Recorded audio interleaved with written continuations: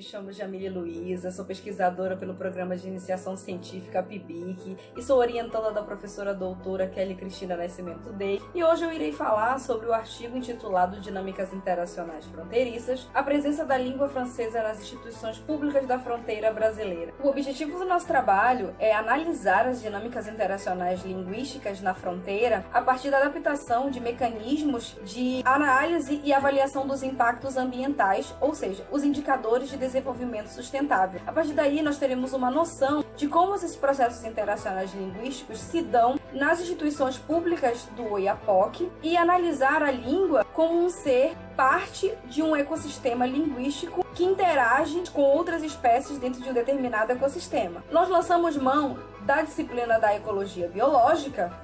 para analisarmos a língua como uma espécie ocorrente em um determinado ecossistema e que pertence aos ciclos regulatórios do mesmo. Assim, a gente pensa a língua como uma espécie que também tem uma comunidade, um nicho, um marco regulatório, seus fluxos interacionais, e esses fluxos interacionais podem causar alguns impactos em outras espécies ocorrentes naquele mesmo ecossistema. Aqui levantamos a bandeira do desenvolvimento sustentável, que a ONU caracteriza como aquele que supre as necessidades presentes sem comprometer as futuras. E para pensarmos no desenvolvimento sustentável linguístico, ou seja, um desenvolvimento onde a língua se desenvolva de maneira natural e que ela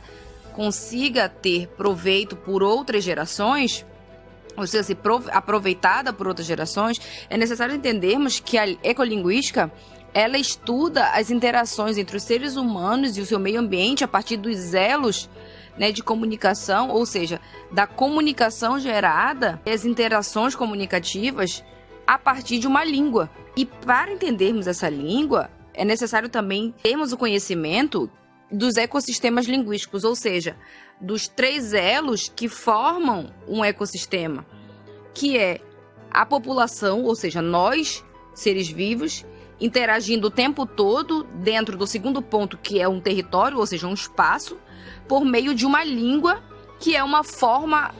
de elo de ligação entre população e o seu território.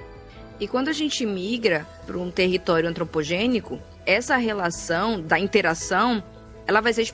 vai ser nomeada como língua. E aí, a gente passa a ter 3 outros pontos que são consubstanciais e intrínsecas, ou seja, não se separam, que são o ecossistema social, o ecossistema mental e o ecossistema natural da língua. Sendo o ecossistema natural tudo que seja natural e físico daquela língua, ou seja, nós, seres humanos de carne e osso, interagindo em determinado território, fazemos parte daquele ecossistema natural da língua. O ecossistema social são as pessoas organizadas de uma forma social, ou seja, em grupos sociais, e a relação com a sua língua, que também faz parte daquele ecossistema, E o terceiro, o ecossistema mental, são as relações entre cérebro e mente. Tudo que está na nossa cabeça, formado como códigos organizacionais, gramaticais, enfim, entre outros, através do nosso cérebro, com forma do nosso território, nós formamos o ecossistema mental. Esses 3 formam o ecossistema integral da língua e nos permitem entender essa língua como um organismo que se dá dentro de vários territórios e possui interações e evoluções dentro daquele território. A proposta metodológica do nosso trabalho, ela consiste na união entre a ecologia linguística e a gestão ambiental através da aplicação de metodologias da análise dos impactos causados pelas interações linguísticas na fronteira. Nós iniciamos a nossa proposta pela coleta de dados, que é através da criação de um sistema de monitoramento linguístico que nos permite verificar a língua como um processo unificado. A partir daí, nós temos a aplicação de questionário para delimitar o perfil de servidores públicos que atuam na fronteira. E assim aplicar as entrevistas para saber como se dão os processos de interação linguísticas naqueles órgãos públicos. Um segundo passo, nós temos a aplicação do modelo DPCIR, que nessa tradução do inglês é o impulso, a pressão, a situação, o impacto e a reação de um modelo de análise dos impactos através dos indicadores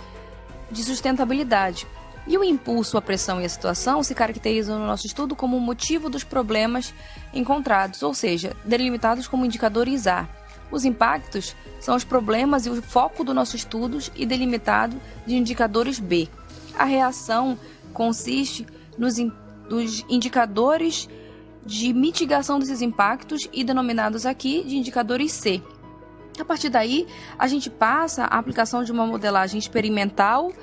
que é um modelo de adaptação dos indicadores mais a soma ao número de respostas encontrado nas entrevistas. Aí a gente tem como primeiro passo a tabulação dos dados quantitativos, resultado das entrevistas no programa Excel. A partir daí, a descrição dos dados apontando os impactos que afetam os ecossistemas linguísticos através dos pontos de ponderação, que é acessibilidade, bem-estar ecolinguístico, comunicabilidade, sociabilidade e interpessoalidade. E aí a gente vem com a análise através da equação. Indicadores A mais o número de resposta igual aos indicadores B, ou seja, os impactos encontrados naquela região que influenciam nos pontos de ponderação dos órgãos públicos daquela região.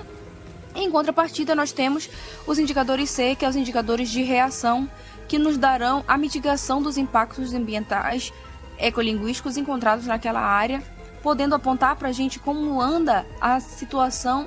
da sustentabilidade linguística naquela região. Como resultado do nosso trabalho, nós conseguimos um importante marco da criação de um panorama da sustentabilidade ecolinguística daquela região, que nos permite verificar, de uma forma geral, os atos de interação comunicativa, os seus processos, os marcos regulatórios daquele ecossistema, os impactos causados pelos atos de interação comunicativa, bem como os impulsos que eles causam nos processos